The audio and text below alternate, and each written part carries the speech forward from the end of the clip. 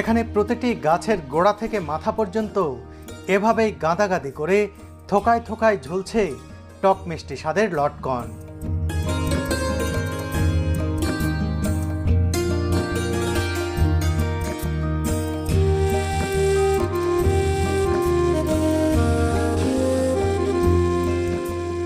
টসটসে এই লটকন খেতে যেমন মজার, দেখতেও বেশ নান্দনিক।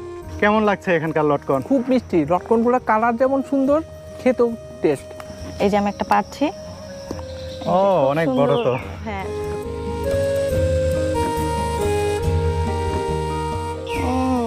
খুব মিষ্টি, খুব মজা। প্রায় 100 বিঘা আয়তনের এই বাগানটি দেশের সবচেয়ে বড় লটকন বাগান।